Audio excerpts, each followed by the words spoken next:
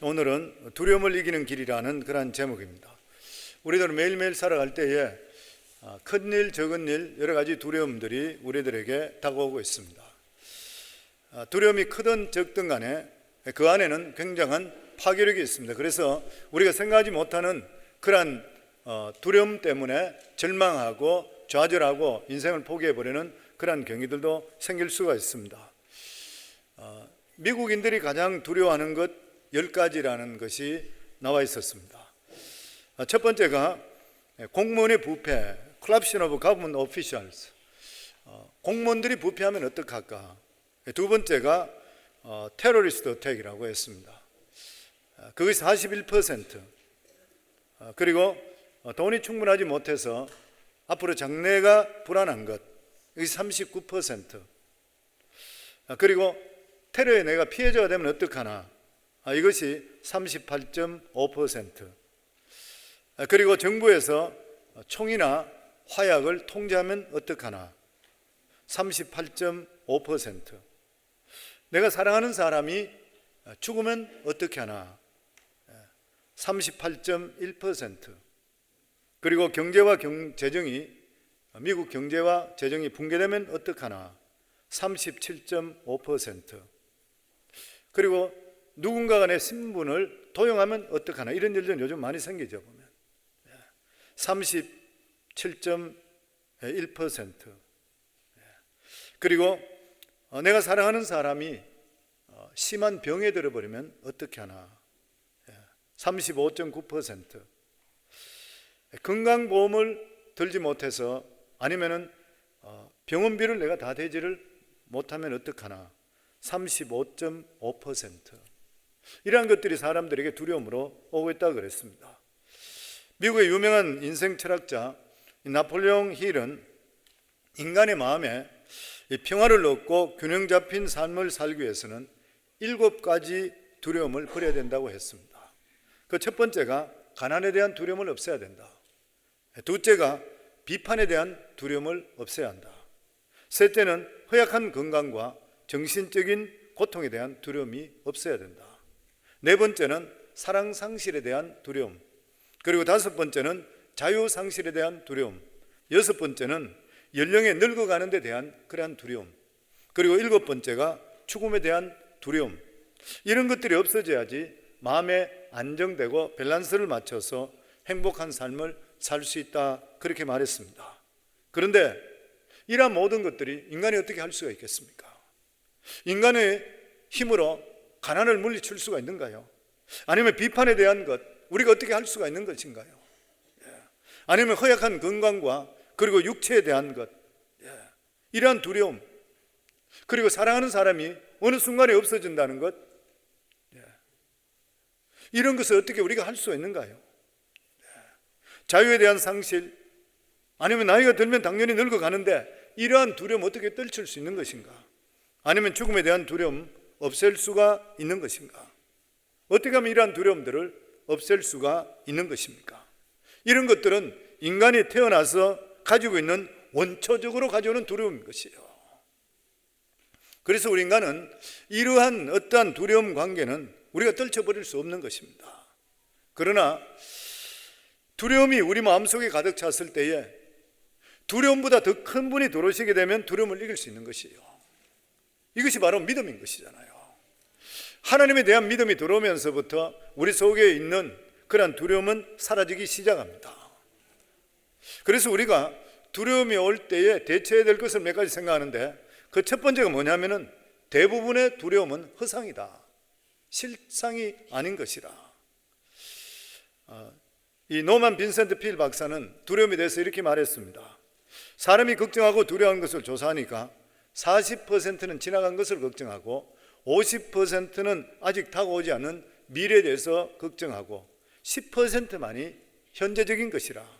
실상 90%가 아직 다가오지 않은 일에 대해서 걱정하고 두려워하고 있다 그랬습니다. 그리고 이렇게 두려워하게 될 때는 그 두려움에 대한 파괴력이 대단한 것이라. 어느 한 트럭 운전수가 초상집에 관을 갖다 달라는 그런 부탁을 받고 트럭 뒤에 실었습니다. 아마 픽업 트럭이었던 것 같아요. 그런데 그 추록을 몰고 가다가 길에서 한 사람이 손을 번쩍 들며 자기를 좀 태워달라 했는데 앞자리에 태울 자리가 없어서 뒷자리에 태웠습니다. 그러고 나서 한참 운전을 해서 계속 갔는데 갑자기 천둥 번개가 치고 비가 쏟아지기 시작했습니다. 이 사람은 추록 뒤에 앉아 있으면서 비를 다 맞게 되니까 비를 피하기 위해서 방법이 없으니까 관뚜껑을 열고 그 속에 들어가 버렸다. 들어가니까 아주 폭삭하고 아담 뭐 이렇게 좋았던가 봐요. 그래서 뚜껑을 덮고 누워 있으니까 편안해서 거기서 잠이 들었어요. 그런데 이 추록이 계속적으로 가다가 또 딴 사람 2명이 차를 태워달라고 손을 들었던 거예요. 그래서 역시 그 2 사람을 뒤에 실었습니다. 이 2 사람도 관 옆에 둘이 앉아서 서로 이야기하면서 아주 기분 좋게 가고 있는데 관 속에 자던 사람이 잠이 깼어요. 그래서 잠이 깨니까 뚜껑을 활짝 열고 벌떡 일어나 버린 거예요. 2 사람이 옆에 있던 사람 기절초풍을 하고 뛰어내렸습니다. 차에서. 그래서 한 사람은 차에 튀어 죽고 한 사람은 사망했어요. 한 사람은 중상을 입었대요. 무슨 말인 것입니까? 두려움이 이와 똑같은 것이라는 것이요. 실제적으로 그것이 큰 것이 아닌데도 불구하고 지레 겁을 먹고 도망치게 돼서 죽든지 상처를 입는 거예요. 이게 두려움입니다. 그래서 요한일서 4장 18절에 보면 두려움에는 반드시 형벌이 따라온다고 그랬습니다. 즉 다시 말하게 되면 죄를 범하고 형벌을 받는 것과 마찬가지로 두려워하게 되면 반드시 형벌이 따라오는 것이다. 두려운 마음에 부정적이고 무서운 과대망상을 가지고 있기 때문에 우리를 위축시키는 거예요. 두려움이 들어오게 되면. 그래서 용기를 잃게 되는 것이고 담력을 잃게 되고 당황하게 되고 낙심하는 것이에요. 두려움은 오게 되면 믿음 가지고 있다는 것은 무력화시켜 버립니다. 그래서 많은 사람들이 믿음이 있다 하는데도 불구하고 어려움 오면 무력화되어 버려요. 그리고 사람을 패배하게 만드는 것이에요. 그러나 이 두려움을 가지고 사는 삶은 절대로 정상적인 삶이 될 수가 없습니다. 왜냐하면 하나님께서 인간을 지으실 때 두려움에 위축되도록 존재를 짓지를 않으셨어요. 오늘 읽은 디모데후서 1장 7절에 하나님이 우리에게 주신 것은 두려워하는 마음이 아니요 오직 능력과 사랑과 절제하는 마음이니. 그러니까 두려워하는 마음은 하나님이 주시는 마음이 아니라는 거예요. 우리 속에 만약에 두려움이 오면 하나님이 주셔서 두려움이 아니라 사탄이 주는 것이에요. 우리를 파멸시키기 위해서.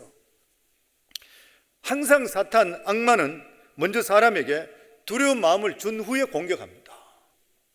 그렇기 때문에 두려운 마음에 해당하게 되면, 내가 두려워하게 되면 반드시 나쁜 일이 생겨요. 이 형벌이 따라오게 되어 있다고 하는 것이에요. 이 두려움의 형벌을 받았는 사람이 바로 성경에 대표적으로 이야기하는 사람은 욥입니다. 우리가 욥을 너무나 잘 알고 있잖아요. 욥은 신앙과 인격이 탁월했던 사람입니다. 욥기 1장 1절에 보면 우스라는 땅에 욥이라는 이름 하는 사람이 있는데 그는 순전하고 정직해서 악에서 떠난 자라 그랬습니다. 다시 이야기하면은 오늘날 성도로 따질 때는 최고의 성도예요. 그리고 뿐만 아니라 하나님의 복도 많이 받아 소유했던 그런 사람입니다. 욥기 1장 2, 3절에 보면 그의 소생은 남자가 7, 아들이 7, 딸이 3이었습니다. 그리고 그 소유물은 양이 7,000이요, 약대가 3,000이요, 소가 500결에, 그리고 소가 1,000마리나 됐고, 암나귀가 500이요, 그리고 종도 많았다 그랬어요. 동방에 이만큼 큰 자가 없었다 그랬어요. 그런데 동방의 거부였습니다. 그러니까 어마어마하게 하나님의 축복을 많이 받았던 그런 부자였습니다. 그런데 이 욥에게 비극이 다가왔습니다. 삽시간에 자식 10명이 다 죽어버리고 재산이 다 날아가 버리고 그리고 악창까지 돋아서 기아장으로 몸을 끓이며 살는 이 비참한 일이 생겼습니다. 왜 이런 일이 생기게 된 것인가요? 바로 우리가 잘 성경 읽어보면 알고 있듯이 욥의 배후에 사탄이 있어서 하나님 앞에 욥을 참수함을 통해서 결과적으로 욥을 쳐서 폐가 망신되어 버리는 사실을 우리가 알고 있습니다. 왜 마귀가 욥을 감히 하나님 앞에서 참수하고 욥을 폐가 망신시킨 것인가요? 거기에는 욥의 고백이 있습니다. 욥기 3장 25절에 보면 내가 두려워하는 그것이 내게 임하고 내가 무서워하는 것이 그것이 내 몸에 미쳤구나. 나에게 평온도 없고 안일도 없고 휴식도 없고 다만 불안만이 있구나. 욥은 하나님께 주시는 그러한 큰 은혜와 그리고 축복을 받고 있는데도 불구하고 평소에 살아갈 때에 그 마음속에 다른 사람이 모르는 곳에 두려워하고 무서워하는 것이 있었습니다. 이유 없이 자기 자신의 삶 속에 자꾸만 두렵고 무서운 것이요. 내 자식들이 다 죽으면 어떻게 하나? 아니면 내 지금 열심히 모았던 이 재산이 다 날아가 버리면 어떻게 하나? 내가 불치의 병에 걸려서 죽게 되면 어떻게 하나? 이러한 불안 속에 그는 떨었습니다. 그런데 이러한 두려움은 하나님이 주신 것이 아니거든요. 하나님께서는 예레미야 29장 11절에 보면 하나님의 말씀이니라 너를 향한 나의 생각은 내가 안 하니 평안이요 재앙이 아니라 그랬어요. 그런데 마귀가 욥을 파멸하기 전에 그 먼저 마음속에 두려움을 심어주는 것이요. 마귀가 욥의 마음속에 이 두려움을 심어주고 그 두려움을 받아서 마음이 부정적이고 벌벌 떨고 있을 때에 욥을 하나님께 참소했던 것이요.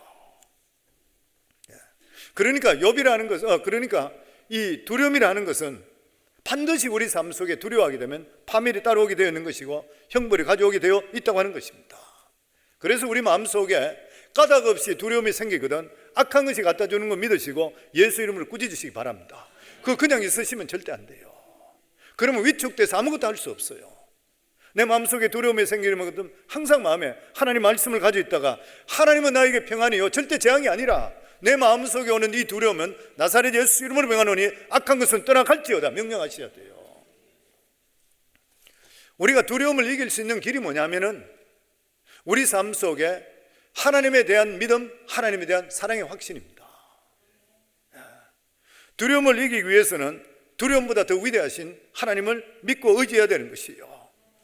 전지전능하시고 무소보지하신 하나님 믿지 않고는 두려움을 우리가 결코 이길 수가 없습니다. 시시각각 순간순간 두려움은 오는 것이요. 우리 힘으로 감당하지 못하기 때문에 두려운 것이요. 그러나 우리보다 더 크고 어떤 두려움보다 더 크신 하나님이 있다는 것을 믿고 하나님께서 나와 함께 한다는 것을 믿을 때 두려움은 떠나가게 되는 것이요. 그래서 마태복음 10장 28절에 31절에 보면 몸은 죽여도 영혼을 능히 죽이지 못하는 자들을 두려워하지 말고 무슨 말입니까? 위정자들이든지 왕이든지 세력가들 몸은 죽여도 영혼은 못 죽여요. 그런데 이런 자들 사람을 두려워하지 말고 오직 몸과 영혼을 능히 지옥에 멸하시는 자를 두려워하라. 누구예요? 하나님이시에요. 참새 2마리를 한 앗서울에 팔리는 것이 아니냐. 그러나 너희 아버지께서 허락하시 아니시면 그 하나라도 땅에 떨어지지 아니하리라. 너에게는 머리털까지 다 세신 바 되었나니 두려워하지 말라. 너희는 많은 참새보다 귀하니라. 참새를 돌보시는 하나님께서 참새와 비교할 수 없이 귀한 우리들을 어떻게 돌보시지 않겠느냐는 것이에요. 그러니까 너희들은 두려워하지 말라. 너희들은 참새보다 귀하다. 그러므로 우리가 하나님을 알고 하나님께서 우리를 사랑해 주셔서 하나님의 아들 예수 그리스도를 이 세상에 보내주신 하나님의 그 크신 사랑을 너희들이 깨달을 때는 너희 마음속에 평강이 있다는 것이에요. 왜냐하면 하나님께서 세상을 이처럼 사랑해서 독생자를 주셨기 때문인 것입니다. 그래서 예수 그리스도의 사랑을 받아들이는 자는 하나님의 사랑을 받아들이는 것이에요. 나에 대한 하나님의 사랑을 받아들입니다. 하나님의 사랑이 우리 속에 들어오는 순간에 두려움은 자취를 감추게 되어 있습니다. 요한일서 4장 18절에 사랑 안에 두려움이 없고 온전한 사랑이 두려움을 내어쫓나니 두려움에는 형벌이 있음이라. 두려워하는 자는 사랑 안에서 온전히 이루지 못하니라. 우리 마음속에 하나님의 사랑이 넘치면 반드시 두려움은 물러갑니다. 그런데 하나님께서 우리들을 사랑하셔서 자기의 아들까지도 죽이시면서까지 우리를 사랑하시는 거예요. 이 마음속에 이것을 우리에게 믿게 될 때는 두려움은 우리 속에 떠나가게 되어 있는 것이에요. 그래서 로마서 8장에 보면 하나님의 사랑에 대한 말씀이 있습니다. 전체를 다 읽어보시면 좋겠지만 제가 간단히 그냥 몇 절만 읽으면 로마서 8장 38절부터 보면 내가 확신하노니 사망이나 생명이나 천사들이나 권세자들이나 현재일이나 장래일이나 능력이나 높음이나 깊음이나 다른 어떤 피조물이라도 우리를 우리 주 예수 그리스도 안에 있는 하나님의 사랑에서 끊을 수가 없느니라. 예수 안에 나타난 하나님의 사랑, 이것을 끊을 자는 이 세상에 아무도 없다고 하는 것이에요. 예수 그리스도를 모셔드리고 사랑하는 그 사람은 하나님의 사랑에서 절대 끊길 수가 없다고 하는 것이요. 그래서 우리가 하나님께서 우리를 사랑하셔서 우리를 구원까지 해주신 이 사랑을 우리가 기억하게 될 때는 그 믿음이 우리 속에 들어오는 순간에, 하나님을 사랑하는 마음을 가득 차는 순간에 우리 속에 어느덧 두려움은 없어지기 시작한다는 것이요. 그러면 우리가 할 일이 무엇인 것입니까? 하나님을 인정하고 자녀된 사실에 대해서 확신을 가질 수가 있어야 됩니다. 우리 인간은 원래 하나님의 공급하심 속에 살도록 지어졌습니다. 그러나 아담과 하와가 범죄함을 통해서 하나님으로부터 버림받게 되고 염려와 걱정과 그리고 두려움이 우리 속에 들어오게 되었던 것이요. 그렇지만 예수 그리스도의 보혈의 피로 말미암아 화목 제물 되심을 통해 하나님과 우리 관계가 화목됨을 통해서 자녀의 은총에서 살게 만들어 주셨는 것이요. 그래서 다시 말하면은 예수님을 영접했다는 것이 무슨 뜻인지 우리가 생각해 봐야 됩니다. 요한복음 1장 12절에 보면 영접하는 자, 곧 그 이름을 믿는 자들에게는 하나님의 자녀가 되는 권세를 주셨으니, 예수 그리스도를 영접한다는 것은 하나님의 자녀 되는 권세를 가졌다는 것이요. 그렇다면 구원받는다는 것이 무슨 뜻입니까? 첫 번째가 신분의 변화입니다. 세상 자녀에서 하나님 자녀 되었습니다. 그러니까 천국 시민 되었다는 것이요. 천국에는 시민권, 천국 시민권 있는 자만 들어가게 됐어요. 지난 금요일 날 우리 교회 권사님 남편이 세상을 떠나셔서 소천하셨습니다. 그런데 이분이 미국 군대에서 24년 동안 서비스를 하셨어요. 그리고 연세가 75세 돼서 돌아가 있습니다. 그동안에 딴 일 하시고 그리고 병으로 좀 얼마 동안 고생하시다가 그리고 편안한 가운데서 천국 가셨습니다. 그래서 그 장례식에 우리 성도님들과 참석했는데 정말 아름다운 장례식이었어요. 이분이 군으로 24년 동안 복무했다는 것을 정부에서 인정해서 국립묘지에 놓쳤습니다. 저는 국립묘지는 전쟁하다 전사자만 묻힌 줄 알았거든요. 그런데 그것이 아니라 군대에서 봉사했던 분들을 기억하고 그분들 부른 거예요. 그런데 국립묘지 못 치는데 가니까 이 관을 내렸는데도 윌베리어도 군인들이, 정복 입은 군인들이 나와서 다 에스코트 다 해주고, 그리고 조포를 쏘기 전에 이 트럼펫을 불어요, 뒤에서. 저는 처음에는 CD 그냥 틀어난 줄 알았는데 실제로 사람이 뒤에 나와서 트럼펫을 불어주고, 그리고 세 사람이 나와서 조포를 3번 동안이나 하고, 그리고 미국 국기를 가져와서 그리고 관 위에 덮고, 그리고 나서 다시 그것을 다 접어서 미망인에 갖다 주는 거예요. 정말 아름다운. 그러면 제가 그걸 보면서 느끼는 게 뭐냐면은, 이 미국이 참 대단한 나라구나. 그리고 나서 또 생각하는 것이, 이분이 군이라는 곳에서 이 나라를 위해서 헌신했는데 대해서 소속감이 있어서 기억하고 있구나. 그래서 이미 군대에서 이렇게 나왔는데도 불구하고 기억해서 일을 해주는 것이구나. 그러면 생각했던 것이, 우리도 이 세상에 살아갈 때에 주님 나라 백성으로 천국 시민권을 가지고 이 세상에서 우리가 할 수 있는 만큼 열심히 한다 그러면 언젠가 우리 세상에 떠나서 천국 가게 될 때 지금 이게 문제가 아닐 것 같아요. 저는 그것을 보면서 굉장히 큰 감동이 있었습니다. 너무나 아름다운 그러한 장례식이었는 것이고, 그래서 성도님, 우리 모두 다가 예수 믿고 구원받게 되면 우리들의 신분이 천국 시민 되는 것이에요. 그리고 두 번째가 뭐냐면은 위치의 변화입니다. 종의 위치에서 아들의 위치로 바뀌는 것이에요. 그리고 세 번째가 본질적인 변화입니다. 구원받는다는 것이 뭐냐면, 본질상 진노의 자녀였었는데 이제는 의의 자녀가 되었다는 것이에요. 우리가 예수 믿고 구원받았고 입으로 시인했는데 우리 생각할 때는 별거 아닌 것 같은데 이러한 역사가 나타나. 네 번째가 뭐냐면은 법적인 지위입니다.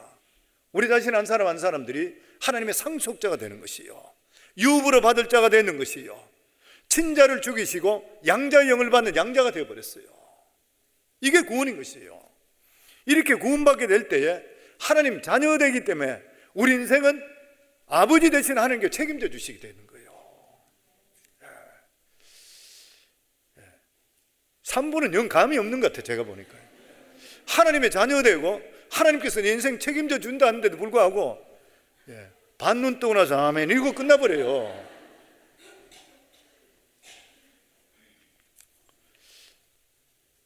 부모도 자식을 낳게 되면 그 자식이 어릴 때는 무엇을 먹을까, 무엇을 입을까, 무엇을 마실까 자식이 걱정하지 않고 부모가 걱정해 줍니다. 하물며 하늘의 모든 권세와 그리고 땅의 모든 권세를 가지고 계신 하나님께서 자녀 되고 나서 자녀들이 무엇을 먹을까, 무엇을 마실까, 무엇을 입을까 여기에 대해서 걱정하고 두려움을 가지고 있게 된다면 오히려 하늘의 하나님을 수치스럽게 만드는 거예요. 너희가 악한 자라도 좋은 것으로 자식에게 줄 줄 알거든 하물며 하늘에 계신 너희 아버지께서 구하는 자에게 좋은 것을 주시지 않겠느냐. 오늘 오신 우리 사랑하는 성도들 모두 다 두려움이나 염려나 걱정이 있을 때 하나님께 다 맡기시고 툴툴 터시고 믿음으로 하나님만 바라보고 하나님의 사랑이 충만함을 통해 모든 것을 이길 수 있기를 주 이름으로 축원합니다. 그리고 하나님의 뜻과 계획을 알게 되면 미래에 대한 두려움이 없어집니다. 하나님께서는 우리들에게 복 주시길 원하고 계셔요. 민수기 6장 24절부터 보면 여호와는 내게 복을 주시고 너를 지키시기를 원하며 여호와는 그의 얼굴을 내게 비추사 은혜 베푸시기를 원하며 여호와는 그 얼굴을 내게 향하여 드사 평강 주시기를 원하노라 할지니라. 하나님께 어떻게 하신다고요? 우리가 복의 사람이 되기를 원하고 계시는 거예요. 하나님께서 우리에게 복을 주시고 우리를 지켜주시기를 원하셔요. 그러니까 성도는 우리 삶 속에 하나님께서 내가 영혼이 잘된 같이 범사에 잘되기를 원하는구나. 하나님께서 내가 지지리도 고생하고 잘못되는 걸 원하는 것이 아니라 하나님께서 내가 복의 사람이 되기를 원하는 것이구나. 어제 저녁엔 저희가 새로 오신 성도님이 계셔서 목장 예배에 참석했습니다. 그곳에 가서 제가 같이 쉐어할 때도 이 말씀을 똑같이 했어요. 하나님께서는 우리들에게 복을 주시길 원한다. 나는 이 말씀이 예수 믿고 나서 너무 내 마음속에 들어와서 예수 믿으면 복의 사람이 되는 것이구나. 그렇다면 복의 사람과 함께하는 사람은 복의 역사가 나타나는구나 확신한다 그랬어요. 그리고 지금까지 내 삶 속에 우리 옆에 붙어있던 사람 치고 복 안 받는 사람 없어요. 나는 감히 이야기할 수 있기를 내가 예수 믿고 구원받으니까 복의 사람이 되니까 나와 접촉하는 사람은 복을 받더라고. 그게요. 왜냐하면 이 말씀이 여기 나와 있어요. 그래서 성도님들께서 마음을 가지실 때 내가 하나님께서 원하시는 것은 예수 믿고 구원받으면 복의 사람이 되는 것이구나, 하나님 지켜주기를 원하구나, 그렇다면 나를 통해서도 반드시 복이 나타나야 되는 거예요. 그러니까 하나님께서 나를 통해 하시고는 뜻이 있다고 생각하면 미래에 대한 두려움이 없어지는 거예요. 성도 미래는 하나도 안 보입니다. 내일을 어떻게 봐요? 아무도 몰라요. 그럼에도 불구하고 우리가 두려움하지 않는 이유가 뭐냐면 하나님의 뜻이 있다는 걸 아는 것이에요. 병마도 마찬가지잖아요. 이사야서에도 말하기를 우리의 연약한 것을 친히 담당하시고 예수님께서 병을 짊어지셨다 그랬어요. 그래서 성도는 병도 바이러스로 오는 병, 과로로 오는 병, 이런 병도 있지만 귀신이 붙어있는 병도 있습니다. 어제 갔을 때 우리 집사님 한 분이 오랫동안 몸이 자꾸 안 좋아요. 오랫동안 기도했어요. 그런데 예배 끝나고 나서 나중에 나오기 전에 목사님, 제가 꿈에 보니까 제 몸에, 제 오른쪽 그 안 좋은 부위에 귀신이 붙어 있더라 그러는 거예요. 그래서 예수님을 꾸짖어 기도했어요. 왜냐하면 그것은 일반 병이 오랫동안 기도했는데 안 치료되는데 악한 것이 잡고 있는 것이에요. 이런 병도 있는 것이에요. 그런데 하나님의 뜻이 무엇인 것이에요? 하나님의 뜻은 예수 이름으로 꾸짖어 예수님께서 우리 병을 짊어지셨다 그랬어요. 그러니까 성도는 병이 있을 때에 예수 이름을 꾸짖어 불러내셔야 되고 우리가 건강하고 완쾌 돼서 은혜 속에 사는 것이 하나님의 뜻인 것이에요. 그리고 무엇보다도 우리 한 사람 한 사람은 아무 목적 없이 이 세상에 사는 사람은 없습니다. 시편 119편 16절에 보면 내 형질, 네 모양이 이루어지기 전에 주의 눈이 보셨으며 나를 위하여 정한 날이 하나도 되기 전에 주의 책에 다 기록되었나이다. 우리 살아가는 모든 삶이 하나님 먼저 아시고 만드시고 우리 살아가는 삶이 책에 이미 기록되어 있다 그래요. 성님 잘 아시지만 저희 아내가 먼저 예수 믿고 내가 나중에 늦게 믿었잖아요. 제가 지금까지 핍박당하고 있는 중에 하나가 자기 아닌 것 같으면 저는 지옥에 떨어졌다 뭐 그런 이야기 자주 듣는 거예요. 그래서 항상 자기 때문에 내가 예수 믿었다 그런데 여기 보면은 똑똑하게 들어야 될 게 내 형질이 이루기 전에 주의 눈이 보셨으며 나를 위하여 정한 날이 하나도 되기 전에 주의 책이 다 기록되었다는 거예요. 아멘이시죠? 우리가 지금 어떤 모양으로 있든지 하나님의 계획 속에 태어났는 것이에요. 우리 일생은 하나님께 다 기록됐다 그랬습니다. 그렇기 때문에 우리가 지금 사는 것이 내가 사는 것이 아니라 하나님께 사시는 것이에요. 그래서 성도님, 우리가 하나님을 의지하고 믿음 안에 살게 될 때는 스트레스가 없어져요. 그리고 우리 삶이 건강해지게 되어 있습니다.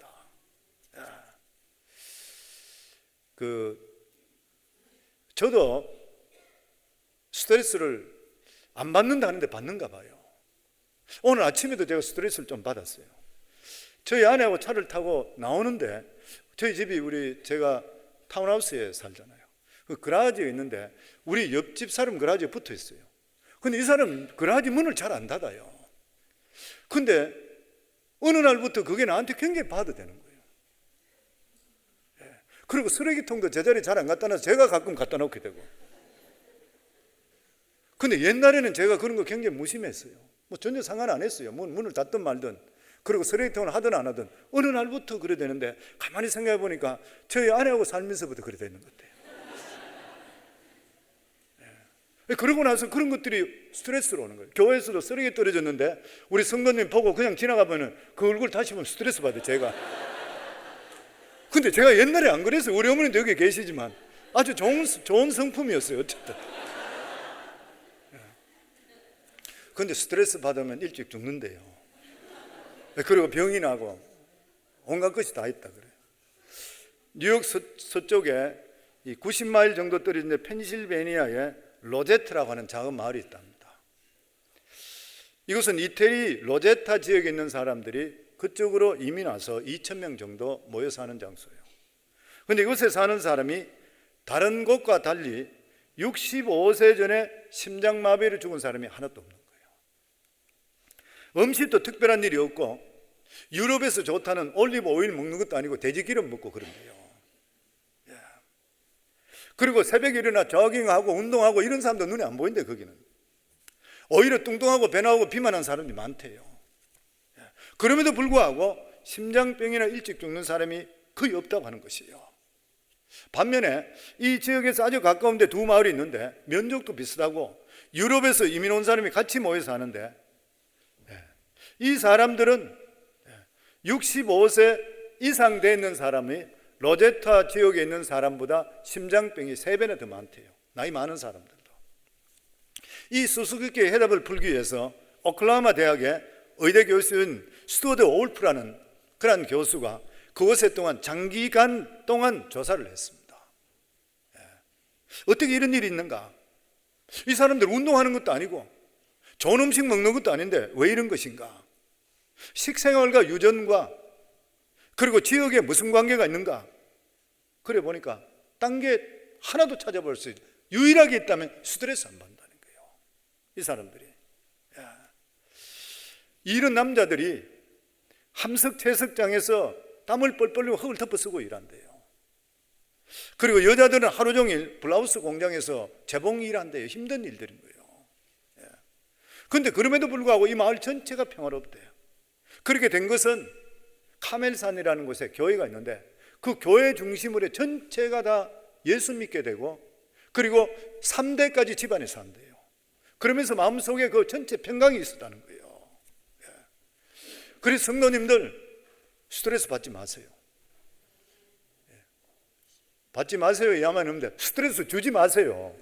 나한테도 스트레스 주지 마시고 나도 안 드릴 테니까 스트레스 주고 받고 하지 말아야 돼요, 보면. 아멘. 그리고 우리 삶 속에 하나님을 기뻐하는 삶을 살 때 두려움이 없어집니다. 요한일서 3장 21절로부터 보면, 사랑하는 자들아, 만일 우리 마음이 우리를 책망할 것이 없으면 하나님 앞에서 담대함을 얻고 무엇이든지 구하는 바를 그에게 받나니 이는 우리가 그의 계명을 지키고 그의 앞에서 기뻐하시는 일을 행함이라. 하나님 앞에서 기뻐하는 삶을 살게 되면 두려움은 없어집니다. 우리 마음속에 양심의 가책이나 죄책감이 있으면 절대로 강해질 수 없습니다. 교회 나와서 기도하더라도 주여 용서하소서 이 기도밖에 못해요. 실제로 그런 것이에요, 보면. 왜냐하면 사탄이 계속적으로 참사하잖아요. 네가 그러고 나도 어떻게 기도하냐? 양심의 가책도 없느냐? 네가 어떻게 그렇게 부르짖느냐? 계속적으로 그런 것이에요. 그러면 마음의 강하고 담장을 잃어버리는 것이에요. 그럴 때는 우리가 예수 그리스도의 보혈의 피로 말미암아 다시 한 번 더 씻음 받고 회개하고 하나님의 계명을 지키고 다시 살게 될 때 우리 속에 마음이 기쁨이 충만하며 기도의 능력이 나타나게 되어 있는 것이에요. 우리가 하나님을 기쁘게 하는 삶이 무엇입니까? 그의 나라와 그 의를 구하는 것이에요. 그의 나라가 뭐라 그랬죠? 항상 이 세상에 하나님 나라는 교회입니다. 두말할 그 교회인 것이에요.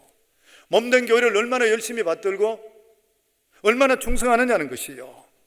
남을 헐뜯지 않고 교회를 잘 모양하고 교회를 잘 세우는 것, 하나님께 기뻐하시기 때문에 담대함이 주어지는 거예요. 하나님을 두려워하지 않는 그런 사람은 교회에 헌신하는 것, 하나님께 물질 드리는 것 손해본다 생각해요. 그래 11절 드리더라도 눈가림하고 드려요. 교회 나와서 일하라 그러면 도망쳐버려요. 그래가지고는 마음에 담담히 있을 수가 없는 것이에요. 그래서 교회에 헌신하는 지도자를 세울 때는 하나님을 두려워하는 사람을 세워라 그렇게 이야기합니다. 저렇게 18장 21절로부터 보면 천부장부터 해서 100부장, 50부장, 10부장을 세울 때 어떤 사람을 세우냐면 이렇게 말씀합니다. 너는 온 백성 가운데 능력 있는 자들, 어떤 사람을 세우냐면 능력 있는 자들 세워라. 그런데 능력 있는 사람이 어떤 사람이냐? 곧 하나님을 두려워하며 진실하며 불의의 이익을 미워하는 자, 그들을 살펴 세워라. 그래서 100부장, 1000부장 차 세워라. 이 사람을. 이 말씀을 보면 능력 있는 자, 그럼 우리는 돈 많은 자, 공부 많이 했는 자, 명예 있는 자, 뭐 명망 있는 자, 이런 사람 생각하잖아요. 아니라는 거예요. 교회에서 세우는 사람은 누가 세우냐? 능력 있는 자는 바로 하나님을 두려워할 줄 알아야 돼요. 그리고 진실무방해야 된다 그랬어요. 불의를 미워하고 불의의 이익을 미워하고 이런 것들이요. 백성을 지도하는 사람은 하나님을 두려워하는 사람을 지도자로 삼으라. 그러면 공평하게 백성들을 이끌 수가 있게 되는 것이라. 고넬료 가족이 왜 축복을 받았냐? 온 가족이 하나님을 두려워하고 구제에 힘썼다 그랬습니다. 그래서 교회의 성도님들 충성하시고 헌신하시고, 정말 미국 군대 있는데도 불구하고 그렇게까지 명예롭게 모든 일 해주는데 우리가 하나님 나라에 헌신하는 것 하나님께서 왜 기억하지 못하시겠어요? 그리고 그 의를 구하는 삶이라. 의가 무엇이에요? 죄가 없는 것이잖아요. 죄 없는 분은 예수 그리스도밖에 없는 거예요. 그러니까 예수 닮아가는 삶, 예수 본받는 삶을 살아가는 것이에요. 어떻게 하면 내가 더 믿음으로 살아갈 수 있을까? 애쓰는 삶, 이러한 삶인 것이요. 그러면은 두려움을 이기고 성령 있게 살 수 있게 만들어 주신다는 것이요. 성경에 보면은 믿음의 사람으로서 하나님 말씀을 보여잡고 믿음대로 살려고 했는 사람, 흔들리지 않는 믿음을 가지고 있을 때 두려움에 요당하지 않았습니다. 이스라엘 백성들 중에서 출애굽에서 1세 중에 하나님께서 이스라엘 백성 전체에 약속하신 것이 가나안 땅에 데려간다 그랬잖아요. 근데 그 1세 중에 하나님의 약속을 받아서 가나안 땅에 들어간 사람은 2사람밖에 없다 그랬죠. 그 2사람이 누구라고요? 갈렙과 여호수아잖아요. 모세와 아론까지도 가나안 땅에 못 들어갔잖아요. 근데 이 2사람이 거기 들어갔던 그런 이유가 됐어요. 하나님 말씀에 대한 끝까지 신뢰입니다. 하나님에 대한 믿음이 있으면 현실의 두려움을 뛰어넘게 되어 있는 것이요. 12정탐꾼을 뽑았잖아요. 12정탐꾼을 뽑았는데 옛날 성경에는 족장이라 되어 있고 지금 성경에는 주의자로 되어 있어요. 그런데 거기 보시면 이 정탐꾼 12명이 나이 많고 노련한 사람 안 보냈습니다. 젊은 사람들 다 보냈습니다. 왜냐하면 성경에 보면 그 당시에 갈렙이 나이가 몇 살이냐면 40세가 되어 있습니다. 그러니까 40세 때에 들어갔던, 그러니까 그 안에 들어갔던 주의관들, 족장들이 나이가 30, 40대였어요. 젊은 사람이었습니다. 용기 있고 힘 있고, 왜냐하면 40일 동안 정탐하기 때문에 나이가 많이 들은 사람은 갔다 지쳐서 못 와요. 젊은 사람 다 들어갔다 왔어요.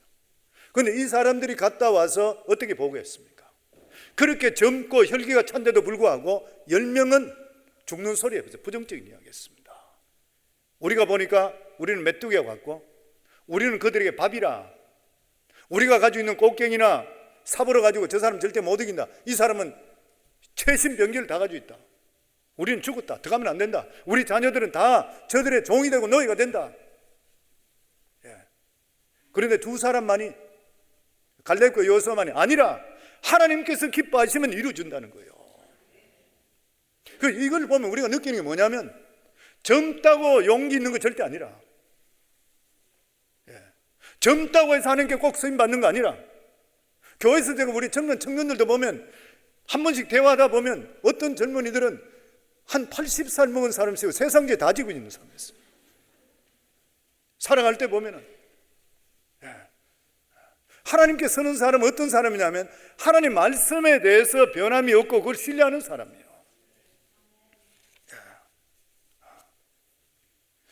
갈렙과 여호수아는 하나님은 살아 계신다, 가나안은 좋은 땅이다, 하나님은 절대 속이지 않는다.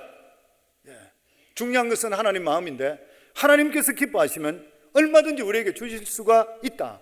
그들은 오히려 우리의 밥이라. 저는 이게 굉장히 우리 삶 속에 중요하다 생각해요. 우리가 살다 보면 현실은 우리 생각과 틀릴 때 너무 많습니다. 생각보다 틀릴 때 너무 많은 것이에요. 근데 사람들이 그걸 보는 순간에 아이고 우리는 죽었다, 안 된다, 이건 될 수 없다, 주저앉아 버리는 경우 있잖아요. 그런데 어떤 사람은 믿음을 가지고 있으면 하나님께서 기뻐하시면 이루어주신다, 해보자, 이런 거예요.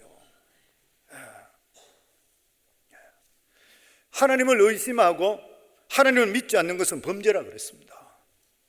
민수기 14장에 보면 여호와께서 모세에게 이르시되 이 백성이 어느 때까지 나를 멸시하겠느냐, 내가 그들 중에 모든 이적을 행한 것도 생각하지 아니하고 어느 때까지 나를 믿지 않느냐. 하나님을 믿지 않는 것은 범죄하는 행위인 것이에요. 오늘날 이 세상에 살아갈 때에 예수 믿고 구원받았다고 입으로 장담하는데도 불구하고 현실에 직면했을 때 두려워하거나 자기를 비하하는 것은 하나님을 멸시하는 것이에요. 성경의 그 말씀입니다. 이 세상은 나에게 밥이라 이렇게 고백하고 믿음으로 나가는 것을 하나님이 원하고 계시는 것이에요. 성경 그럼 고백할 수 있는가요?